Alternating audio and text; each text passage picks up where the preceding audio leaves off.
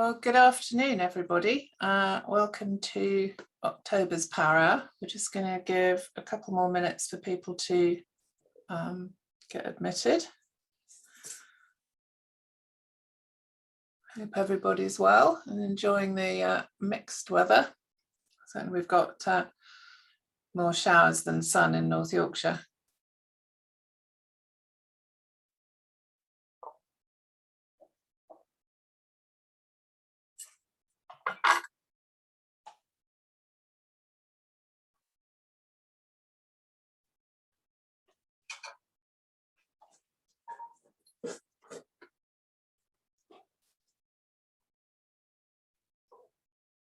Right, well, I think we may as well make a prompt start. Those of you who don't know me, my name is Joanna Oliver. I'm Director of Global Programmes for the Construction Equipment Association. As has been the case for the last 18 months, the global element essentially means staying in North Yorkshire. Anyway, one day we might get abroad again. Quick run through the rules of the CEA House. This webinar is held in accordance with the CEA Corporate Compliance Rules, and you can find a copy of that on the CEA website. The webinar is being recorded and will be made available along with the slides on the CEA website, and anybody attending today, we will send out a copy of the slide pack. Please don't forget to stay on mute. And if you have any questions to ask Dale, we'll be taking questions at the end. Use the Zoom chat box to ask a question. Depending on how much time we've got, I might call on you to ask a question in person, or we'll just read your question out. To conserve bandwidth, please turn off your video. And as always, please don't complain if the technology drops off. We're doing our best, and hopefully you will enjoy the webinar. Okay, I'd like to introduce our speaker today, Dale Camsell, and I think many of you will have met Dale either through his work on the technical committee or at CEA events. Dale's our senior technical consultant, and he leads the CEA's technical committee under the chairmanship of Jason Ong from Komatsu. Dale has expert knowledge in global non-road NRMM and in regulations and safety standards. We're really lucky to have Dale. He's a regulatory compliance and product safety specialist, and he has a really sound background in engineering. So he doesn't just talk the talk, he walks the walk. Dale's an experienced lobbyist and has successfully represented industry in numerous political and regulatory issues. And Dale is always available to assist CEA members with any technical or regulatory issues. I'm going to put Dale's email address in the chat box in a minute, and it will also be shown at the end of his presentation. So with that, I'm going to stop sharing my screen and over to you, Dale. Thank you very much indeed, Joanna. So let me now share my screen then. There we go. So hopefully you see that. And let me go to presentation mode. Excellent. And let me just change my pointer and then we'll be off. There. So good afternoon, folks. Thanks for your time this afternoon. It's a little while since we covered Brexit related matters in the CEA Power Hour. I think it was January, actually, right at the beginning of the year, shortly after the end of the transition period, that we covered Brexit, and I gave a situation report at that point. But obviously, in the intervening months, things have moved on. Some things have changed. So thought it was worthwhile bringing members up to speed with what the latest situation was in some of the aspects related to EU and UK regulations. So the points going to be discussing today are outlined here. Going to look at what the current regulatory landscape is, in other words, what the sort of trading arrangements are between the EU and the UK. Then I'm going to go into some of the detail as to some of the specific regulations, what has happened, what has changed in recent months, what is new to us. Actually going to touch upon one item where we have some degree of regulatory divergence, although it might be limited in its implications. I'll come on to that as well later on. And then I'm going to move from the here and now and look maybe at what some of the potential future UK regulations might be, and where the UK might go in years to come, now that it's free to set its own regulations. I'm then going to move from the regulatory aspect into the standardization matters, and especially considering some news which has just happened in the last couple of days, which some of you might be aware of regarding the EN 474 standard. So there's some very new news to bring to you on that aspect. And then, as Joanna mentioned, we're going to have a Q&A session at the end. So I've got quite a bit to get through here. So I'll crack straight on, and hopefully we'll still have enough time for a decent Q&A at the end. So what is the regulatory landscape at the moment? Well, as you're all well aware, at the end of last year, the transition period that we had entered into at the beginning of last year ended. The UK and EU trading arrangement was according to the TCA, the Trading Cooperation Agreement, and the Northern Ireland Protocol. So the TCA itself was not fully implemented at the beginning of the year. It was only provisionally applied, which I think is what I mentioned back in January. But since then, I mean, some months ago, it was finally ratified by the European Parliament, meaning that it has now been fully applied since May 2021. However, it only deals with non-technical barriers to trade. So there are no aspects about technical regulations, mutual recognition, and that sort of thing in there. That is all left completely independently to each of the sets of regulators on each side of the channel. Now, the one area to always mention when it comes to this aspect is the Northern Ireland Protocol, never far from the news, and of course is in the news again lately. It came into force the second the transition period ended, and it was always due to come into force on the 1st of January this year, regardless of whether or not a trade agreement was made. A trade agreement was made, but in any case, the Northern Ireland Protocol did come into force on the 1st of January this year. Now, I did go into some detail on that back in January, and that detail has not changed, of course. The protocol is currently being renegotiated, as I'm sure you've seen in the news in the last couple of weeks. But in terms of where we stand right now, there has been no change to the Northern Ireland Protocol. So I don't intend to be covering that this afternoon. But of course, if there are any specific questions, I'd be very happy to answer them.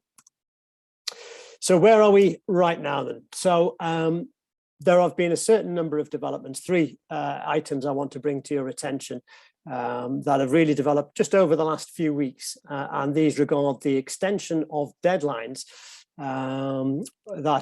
for placing products on the GB market that are of implication to members. So the first of those is CE marking. Now, CE marking was originally going to be allowed, machines with CE marking were going to be accepted to be placed on the GB market, originally only until the end of this year. However, BEIS announced back at the end of August that they were going to extend by 12 months this acceptance period.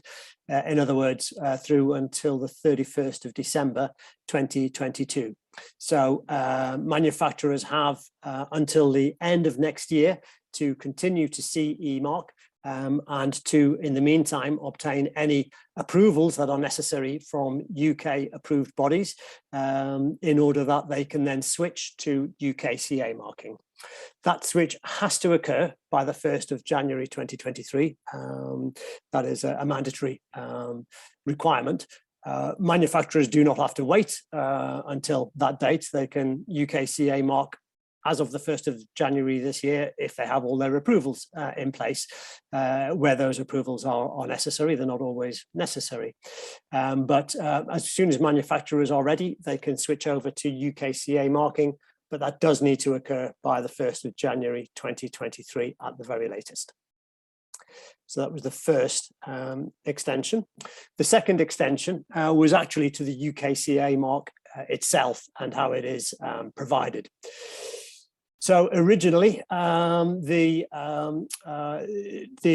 regulations allowed for the UKCA mark to be provided on an accompanying document that was to be provided with the machinery, and that was allowed to continue to take place originally up until the end of December 2022. So this was to allow those who were switching to UKCA mark time to change the markings on the machine in order to accommodate the new UKCA marking requirement. So if it was not feasible, not practical, not easy to make that change by the end of this year, then the mark itself could be provided on an accompanying document originally up until the end of next year.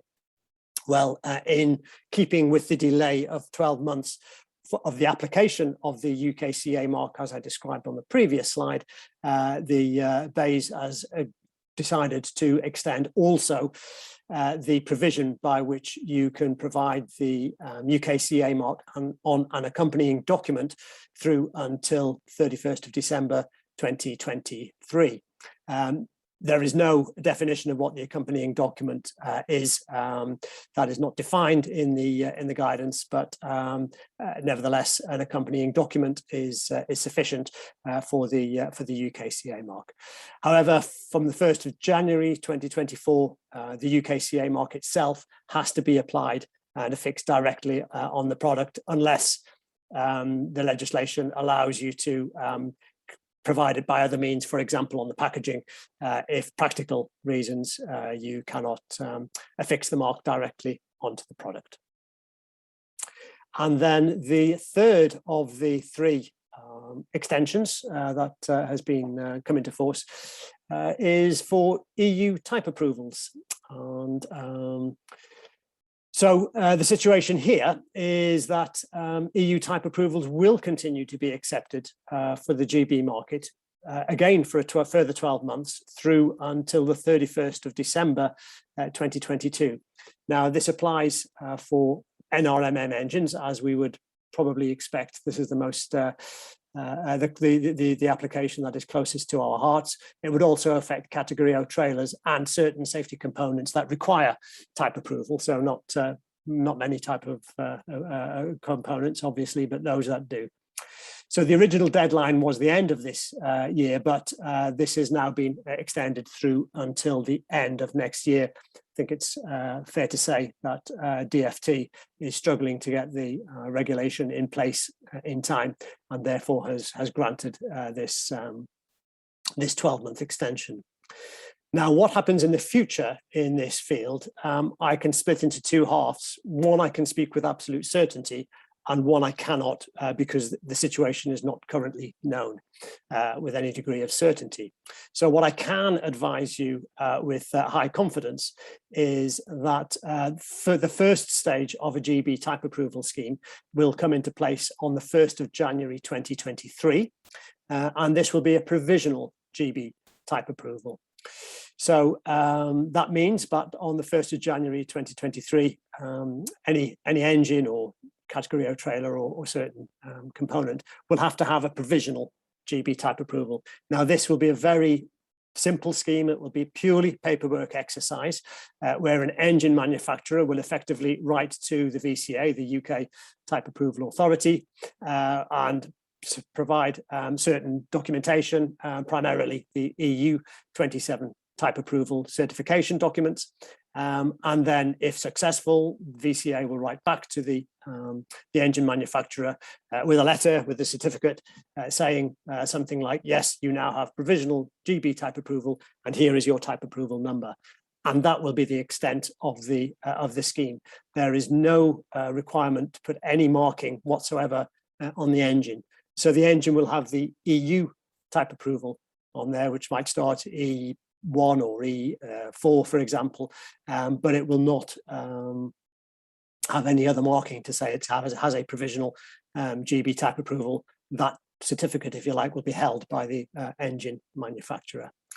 So that comes into place on 1st of January 2023, and any provisional type approval will last for 24 months. I believe the scheme for that is hoped to open in the middle of next year, so applications can start to be submitted from the middle of next year.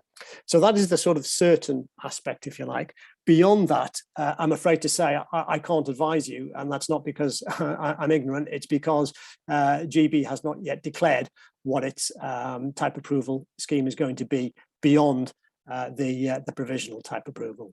We know what the intention of DFT is, and the intention is that a full GB type approval scheme will come into force on the 1st of January 2024.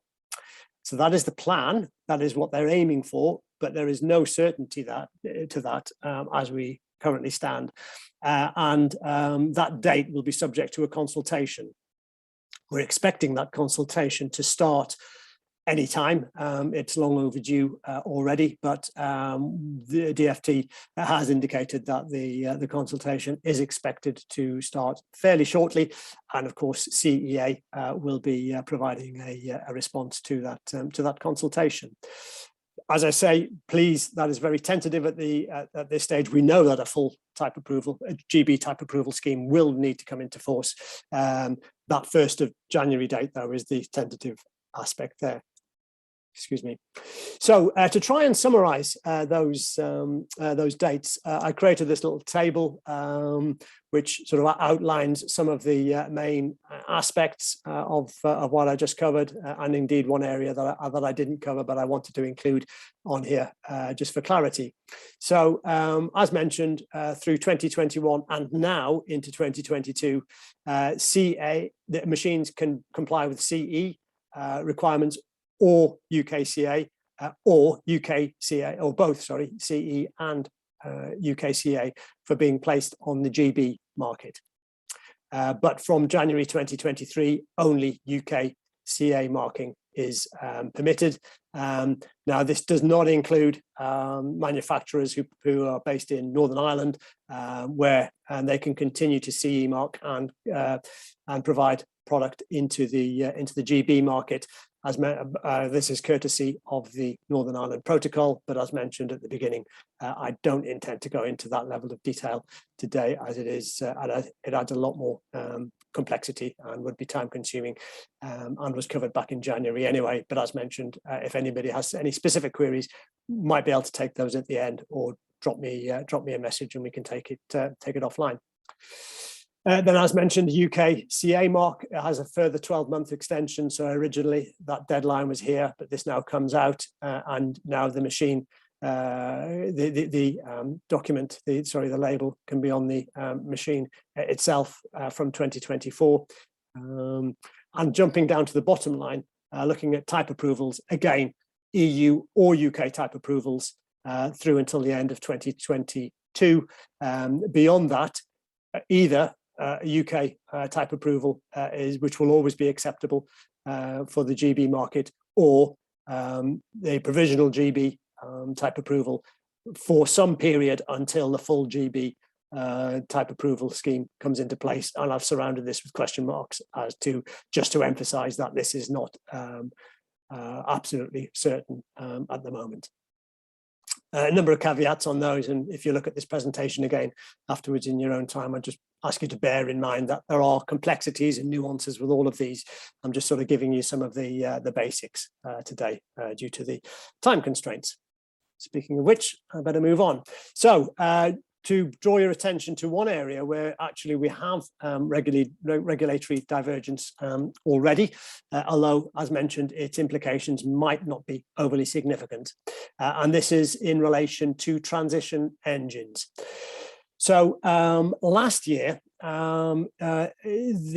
following some very successful lobbying by industry, including CC, who played a core role in that lobbying, the EU extended the transition engine deadlines for engines that fell in the categories of less than 56 kilowatts and greater than 130 kilowatts, and by extended by 12 months the two relevant deadlines for these transition engine provisions, which were the completion of the build of machines containing transition engines, and then the placing on the market of those machines. And each of those dates were extended by 12 months.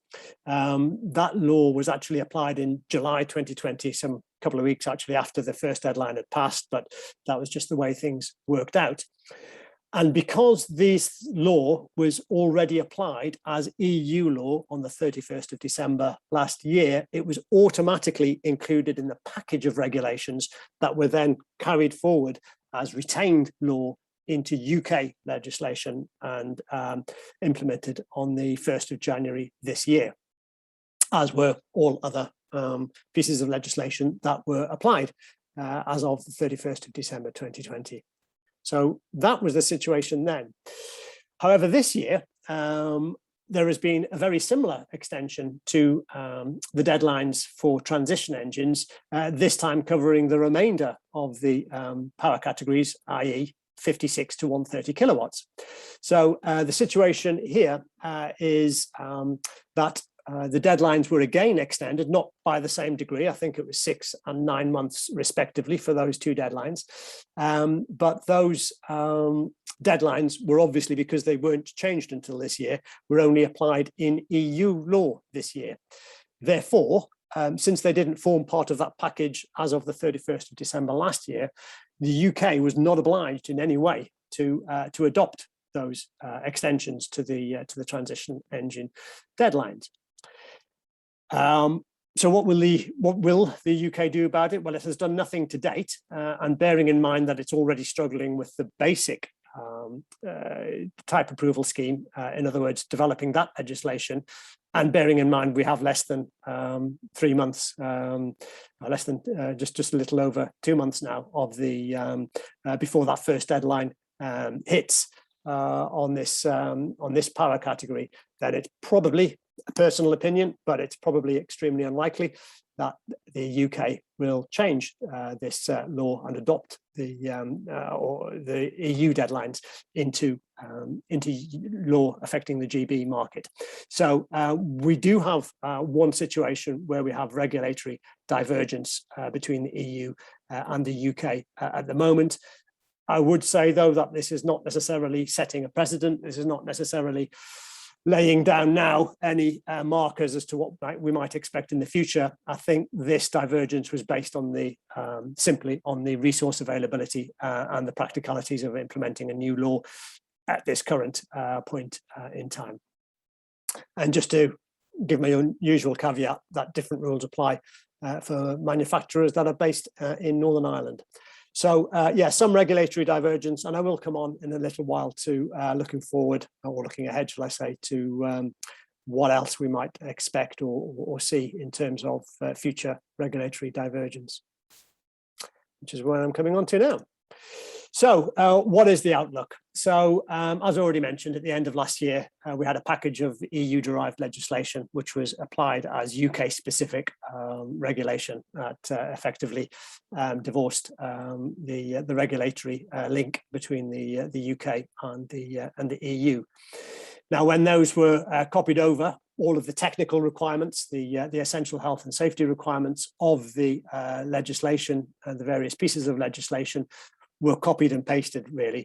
The only differences that we saw between the EU regulation and the UK regulations were on the implementation, the specific sort of aspect of documentation, marking requirements, for example, UK CA mark, which just was to reflect this new regulatory situation. But the important aspect in terms of what compliance engineers needed to be concerned about anyway, was that the technical requirements were identical. So you could sell exactly the same machine in terms of its design and test background into both markets, with just maybe some changes to the marking or those sort of aspects.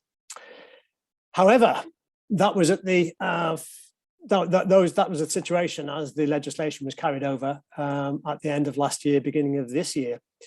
Of course, since then, the EU has continued with its regulatory development programme. And I have to say, it is a vast regulatory programme, probably wider in scope than anything I've been experienced in the past, and I think it's been described as a tsunami of regulations. It just so happens that some regulations were coming up for sort of systematic review, or other drivers, such as the emergence of new technologies in the field, for example, of artificial intelligence, were driving the regulators to consider updating the EU legislation.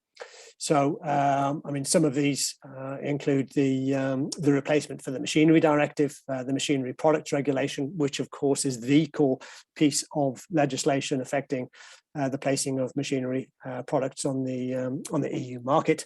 But we have a whole host. We have a whole host of other regulations which I've listed here and don't need to go into, and more. I mean, this isn't an exhaustive list. So my point here is that there is going to be in the future, not in the coming months, I don't believe, but in the coming years, a whole new set of EU legislation, which could be in many ways significantly different to existing EU regulation, meaning it could be significantly different to existing UK regulation. And therefore, what will the UK do about that? How will it react to these new EU regulations? Well, I mean, this is just my personal thoughts. I've listed 3 here. Of course, there could be other alternatives as well. So perhaps it would do what it did at the end of last year and pretty much copy and paste the laws into UK law, retaining identically the technical provisions as they did last year, with maybe just tweaking the applicability, changing CE mark to UK CA mark, etc. But in terms of the technical aspect, remaining aligned, therefore one machine could be sold into both markets because of the identical technical requirements. Another option might be that the UK adopt to a certain extent the new EU regulation, but does modify some of the technical requirements. So we have some degree of divergence of technical requirements between the EU and UK regulations. Or might it do it something completely different? Might the UK decide, well, we don't need to copy these laws anymore. We're going to do our own thing, and we're simply not going to copy them anymore. And of course, one of the main reasons for Brexit was the UK being a sovereign state and being able to set its own laws. Now, whether the low voltage directive was at the top of the Brexit hit list of regulations not to copy, I severely doubt. But nevertheless, we don't know what the situation is here. I think, the point I wish to make is there are probably 2 main considerations about that will affect whether or not UK copies EU regulation into UK law. One are the technical drivers, so safety requirements, environmental requirements. So there's that sort of technical justification. Is it technically justified to copy the EU law into UK law? And the other aspect is obviously the political aspect, which I just mentioned. Is the UK going to have an appetite to continue copying the EU laws? And of course, at this stage, it's far too early to know what the UK will do. As I mentioned earlier, the situation about the transition engines was, I think that was a circumstantial matter and not really setting a trend. So we will wait to see. Of course, BEIS or any other department of the UK government is not making any comment whatsoever on what it thinks its future might be with regards to adopting EU regulation. It's far too sensitive a matter, and there are simply too many unknowns. So we will wait to see. Now, there is a preference generally among manufacturers, of course, that we retain alignment between the 2 markets. It makes life a lot simpler. It makes the logistics a lot simpler. It reduces the compliance or the burden of compliance efforts, and makes the distribution and manufacture of machines much easier if you've got less changes between the two different markets. So so we do hope that in many cases that there will be alignment between the two markets, but we will have to wait and see, I'm afraid. So that's sort of, I've covered on the last slide how the government, how the regulators might react. But what about industry? Of course, we have a voice. What might we do in the situation of the fact that the EU is now looking at changing its regulations, but we don't know what the UK will do? Well, of course, the CEA and CC members will continue to closely monitor the situation as it develops, and we will keep members informed. Of course, we have done that over the past 18 months, 2 years, as Brexit has developed, and we will continue to do that. Of course, me telling you what is happening in the future is only half of the story, really. It's also important for me to understand your views, and then to ensure that those the proposals that are being made, maybe from the EU or UK, are being fed back to the regulators in order that we can set some advocacy targets when the UK is considering what it might do. So certainly the UK intends to be very active in advocacy towards the UK government. And of course, we're going to be entering a new dynamic here. Previously, our main advocacy route was to influence the CEA, to influence CC, and then CC to influence the EU legislators, because then, of course, that was we were all part of the same market back then. Whereas now the UK is free to set its own regulations. That advocacy needs now to change direction and be to focus on the UK regulators. We will, of course, continue our advocacy towards the EU through CC, because CEA's membership of CC is not affected by Brexit. But we obviously have this new aspect of direct advocacy with UK regulators. Now, we've always maintained a close liaison with the UK regulators at BEIS, DEFRA, DFT, and the like. It was always important that we maintained that close relationship beforehand. Of course, it's even more important now, and I can assure you, CEA is working hard to maintain good relations between us and the different government bodies. So, take it for certainly as granted that we will, the CEA will continue its advocacy. But the one thing that I wanted to raise here on this slide is that experience shows that advocacy has a far more positive outcome when industry speaks with a united and single voice. If industry is asking for different things and sometimes has contradictory points and positions on new regulation, then that gives the government complete leeway to say, well, you guys don't know what you want, so we will set the rules for you. Or it offers them the opportunity to cherry pick and then say, look, we did listen to industry and we adopted what you said, but obviously just the bits that they liked. So it is much more effective when if we can all speak with one voice. And on an EU side of things, industry already has quite a good and effective liaison across a sideways liaison across its sister associations.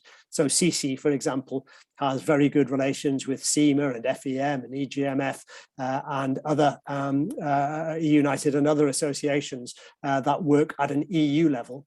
I personally think it would be great if CEA went about establishing liaison with UK trade associations who have similar interests to CEA. So those that have an interest in the UK version of the Machinery Directive, the UK version of the Radio Equipment Directive, etc., and that we work together to try and find common ground where we can advocate on on areas where we have a common interest and are wanting to pass on the same message. So I've discussed this at the CEA Management Council and have had an approval to say that yes, they think it would be a good idea that CEA reaches out to the other UK associations. So this could be BITA, it could be AEA, it could be AMPS. There's a whole list of potential partners who we sort of used to have a loose association with in terms of what was called the industry forum beforehand. But I think there could be some great opportunity for us to re-establish that old industry forum, but maybe with a slightly different mandate this time. And to combine our advocacy efforts. So I've been given the mandate to do that. I intend to contact these other associations in the not too distant future. And of course, I will keep you all informed of any developments in this field. Okay, just to inform you that things have already started to be considered at a UK government level in terms of the UK regulatory regime. There was a product safety review, a consultation, a call for evidence, I think is the correct wording, that was held in springtime this year. It was a very top level consultation on, is the UK regulatory framework fit for purpose, and could it be modified in any way to fit the new, or now that the UK has the opportunity not just to change the specifics of a regulation, but its whole regulatory structure. Is the existing regulatory structure fit for purpose, and does it need to be changed? So there was this call for evidence. There was quite a lengthy list of questions. I think there were 25, if I'm not mistaken. The CEA responded to that review. There were no specifics in there about, for example, is the guarding aspect in the machinery directive sufficient? I mean, it didn't go into that level of detail. It didn't go into any product specific regulation. It was very top level, but we did submit a response. We've not heard the outcome yet. I think it finished in May time, if I remember well. So we don't know what the outcome is, but we will wait with a great deal of interest to see what comes out of that. Now, the final matter, if I'm not mistaken, the final matter I want to cover today, how are we doing for time? Yeah, I need to get on, is standardization. Not normally a matter that we cover in CEA. Normally we focus on regulations, but since standards are the way by which most manufacturers demonstrate compliance with regulation, we do keep a close eye on standardization matters, but there are some matters that are of quite some significance, bearing in mind the new relationship between the EU and the UK when it comes to compliance. So this slide covers designated standards. Now, designated standards for the UK regulatory regime are the equivalent of harmonised standards in the EU field. So whereas at the moment we have harmonised standards that can be used to provide a presumption of conformity in order that manufacturers have the law on their side effectively when it comes to proving compliance with EU regulations. Well, the UK couldn't have harmonised standards anymore because that's an EU institution, if you like, and the UK needed to do something different. So it christened them designated standards rather than harmonised standards, but they serve exactly the same purpose. They can be used to gain that all-important presumption of conformity. So in the presentation, I've included a link as to where you can obtain all of those designated standards. I've also included links to specifically the machinery standard as well. However, and those who know me well will know when I end a slide, however, there's normally bad news on the next slide, and here it comes.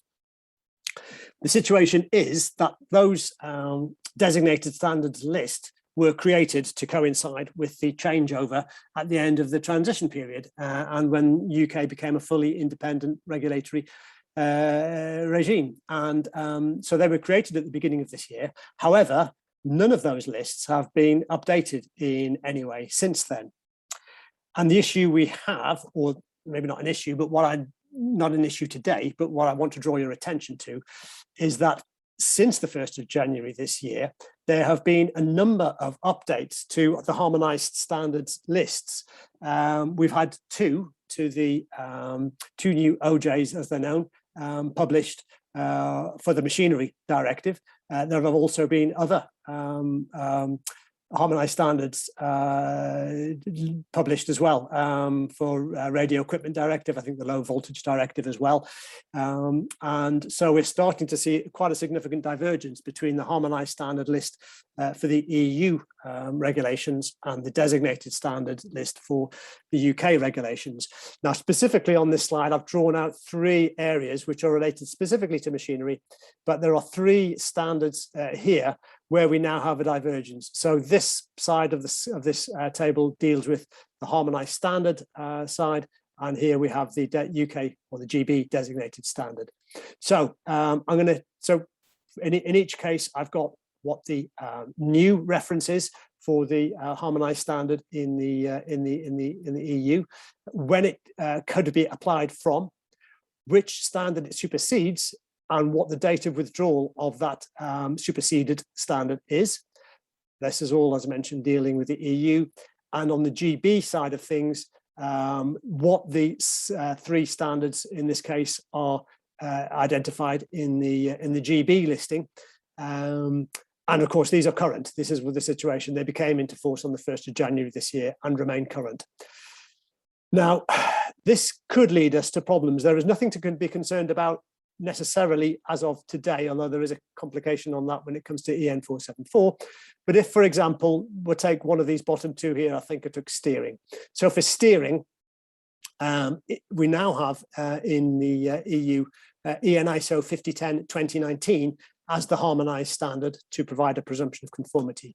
However, the superseded standard, which was EN 12643, had a transition period of 18 months. So it remained, you can continue to use this for CE mark machines until September next year.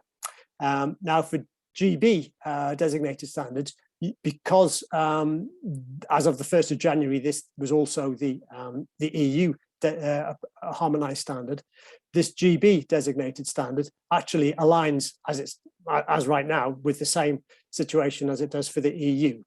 So to try and summarize that down here. So for CE mark machines, they can comply with either the EN ISO 5010-2019, or for the next, whatever that is, 11 months or so, they can comply with 12643.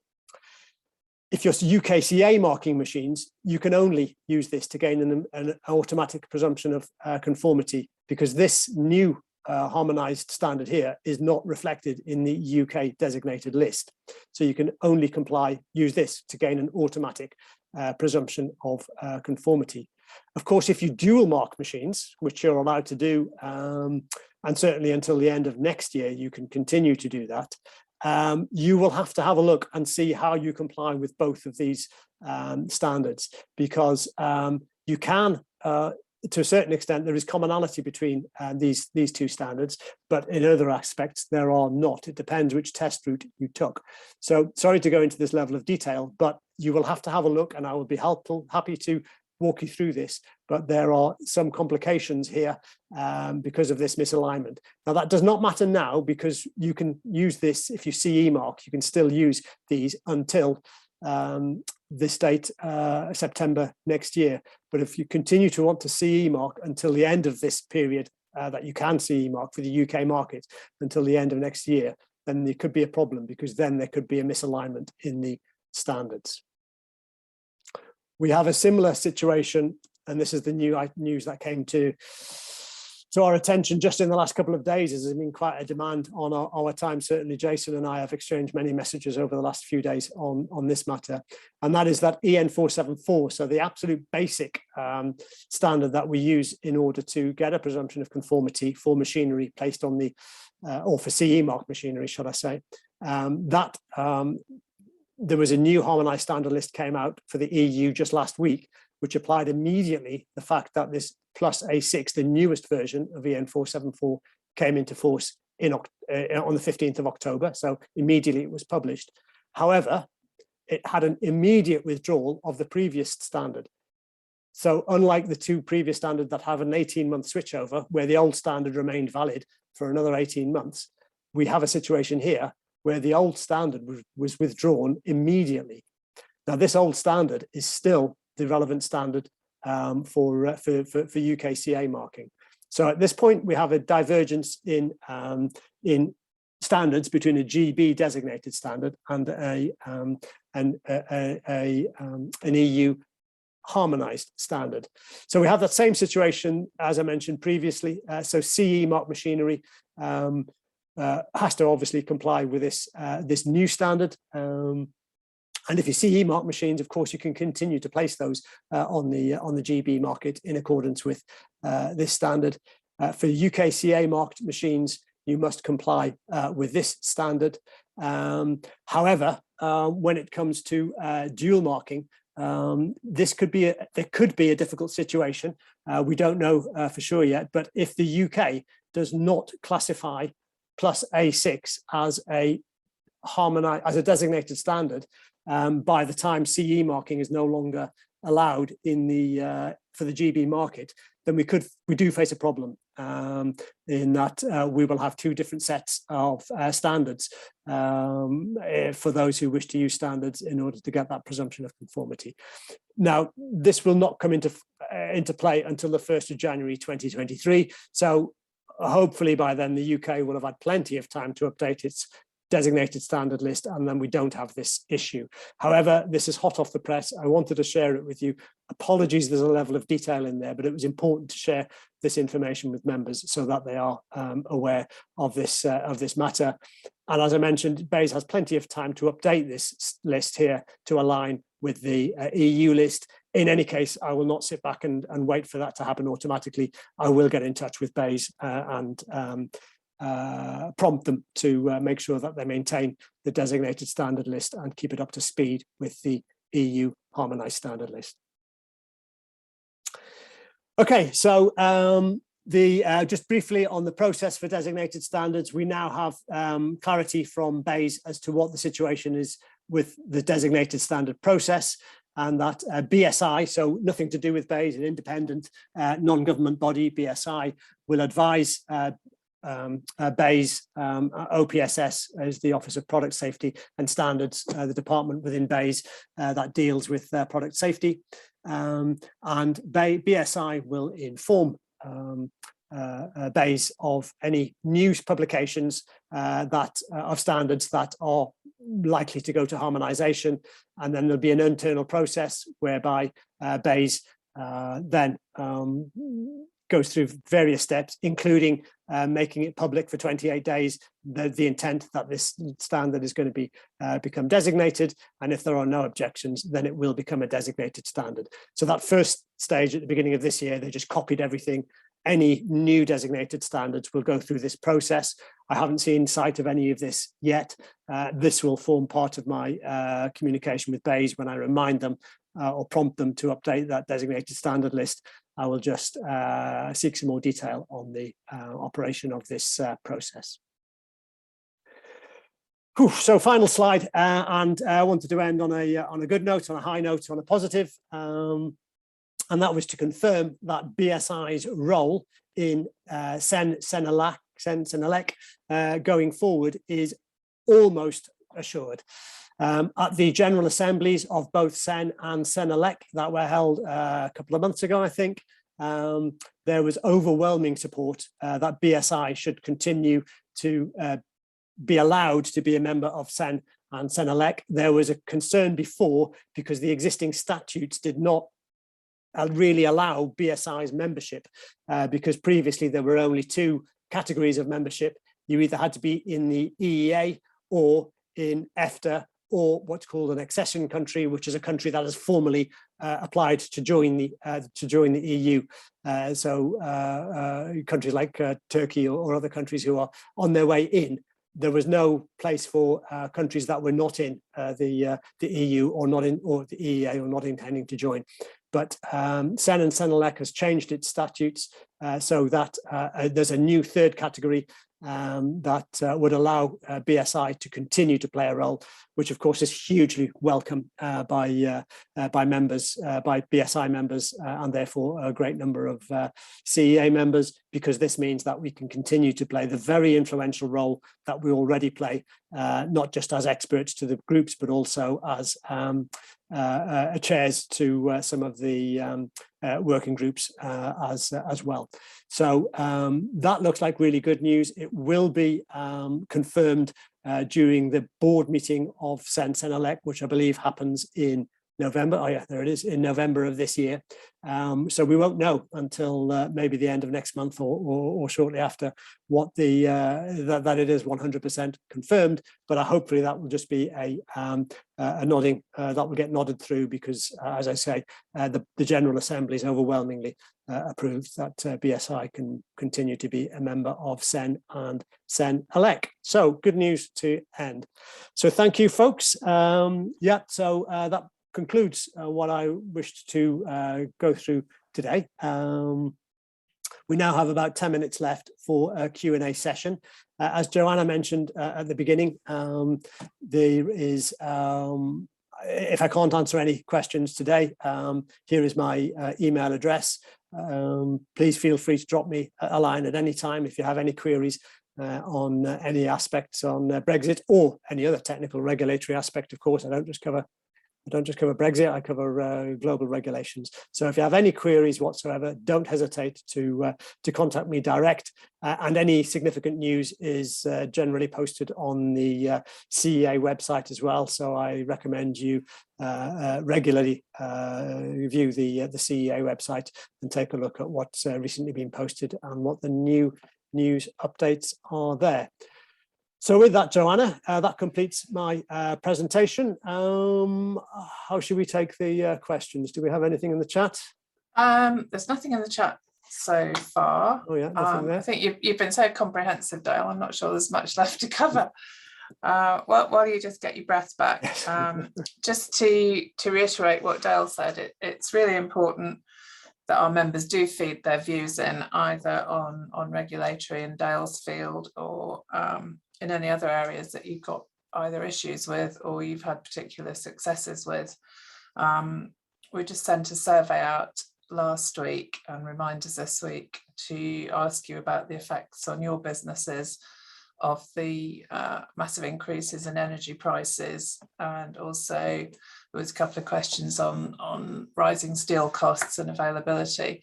I know everybody is bombarded with surveys at the moment, both from associations and government and NGOs. We like to think ours are really important because we're the voice of the industry. So if you can just spare a couple of minutes, I mean, there's literally just a few questions and most of them are just multiple choice answers. It gives us a really good voice back into government. We've got the autumn budget next week and the comprehensive spending review. So we need to look at that, and we'll be our new chief executive, Sunita, will be doing a roundup of the effects and outcomes of both the CSR, the comprehensive spending review, and the budget. As Dale mentioned, looking at collaborating with other associations, if any of you are members or active within any other related industry trade bodies, it'd be great if you could let Dale know, as he's trying to come up with this related industries group. We also work very closely with Make UK, which is the manufacturers association across a number of different manufacturing industries, and they have a strong voice in government as well. So we feed in from the heavy manufacturing end. They also represent sectors like food and paper and printing. So it's quite a wide range of industries, but mostly with the same sort of sector manufacturing issues, skill shortages, rising costs, commodity supply chain issues. So it's surprising really the synergy between all the different sectors. So has anybody got any questions for Dale? We haven't got anything in the chat box, so just shout out if you have.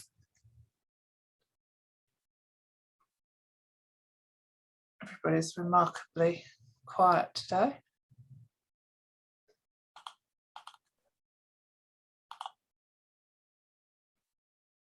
I either bamboozled them all or supplied all the answers. Yeah. One of the two. Okay. Right. So just a question, David Oh. Hart speaking from Kubota. Dale, very good presentation. I guess you work closely with the AEA because this is obviously, I would say, nearly a mirror image of the challenges that they're going to face as well. And is there anything more as two organisations, manufacturers that have feet in both camp could be doing, or you know, should we be lobbying our MP, or what's the guidance that, you know, you could probably give us? Yeah, thank you, and yeah, good question. Yes, I work very closely with Stuart and Lawrence at AEA. I informally contacted them actually earlier in the year when that consultation I just talked about, the product safety consultation that the UK launched in spring this year. I did contact Stuart and Lawrence and sort of very informally said, you know, if I instigated this forum, would you know, would the AEA be interested? And they certainly were. As mentioned, you know, the dynamic is going to be very interesting because industry's role before on EU regulation was to lobby MEPs. Well, of course, as you just mentioned in your question, it's MPs that we now need to focus our attention on. So yeah, this will be one part of the package of considerations that we need to look at. How can we effectively advocate? Because half of the advocacy battle is forming a good argument. But if you're not targeting that at the right stakeholders, then there's little point in doing it. So yeah, we would need then for that argument, those advocacy points to be made in the right areas, be that with central government or through MPs, and both undoubtedly in many cases. So yeah, this will definitely form part of the modus operandi for this joint group.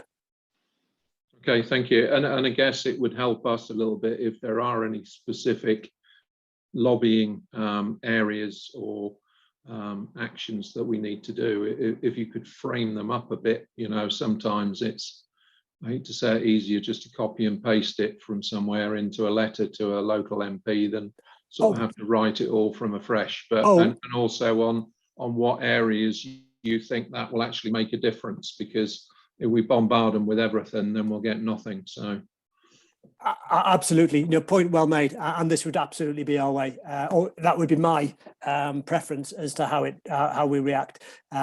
So once we have a position, we draft a template which would say, you know, dear blank, and then you know, so the format would all be there, all the argumentation, but the specifics for each letter as to who it's from and who it's to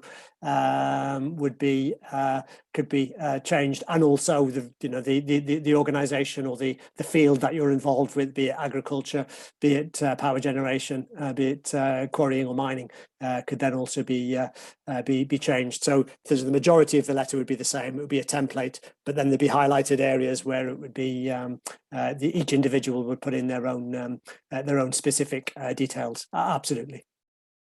okay, thank you. Thanks, Dale. Any more for any more? We're almost out of time now. Nope. Okay, so again, thanks very much, Dale, for what's always a very interesting and comprehensive canter through whatever your topic happens to be of the day. I always learn something. I mean, frankly, I'm always on a very steep learning curve when it comes to regulatory, so that's great. And thanks very much on behalf of everybody. The next Power Hour is on the 24th of November, and we've got Izzy Crouch, who's Group Marketing Manager for the KHL Group, who are the publishers of such august industry magazines as Construction Europe, International Construction, and That Stable. And she's going to be talking about demystifying SEO, which is search engine optimization. And I must admit, when I first started looking at digital marketing a few months ago, the first thing I had to do when somebody said, "Oh, are you up to speed on SEO?" was go and Google that, which had a certain irony. But I think it's one of those things where the experts like to baffle you with science, but it's actually easier than it sounds once you know the basic ground rules. And Izzy is going to try and help us all get our websites up to the top of the Google search, and make sure we it's quite simple, just by changing a few phrases or the way you put a headline in, how quickly you can generate more traffic to your site or to your LinkedIn post. So that will be the next topic. If any member would like to present a Power Hour in the coming months, we've got some availability from February next year. So anything that you think you would like to share with fellow members and Plantworks exhibitors that you think would be of interest, please let me know. And I think that's it. Oops, wrong way. So thanks all for attending, and see you next time. Thank you.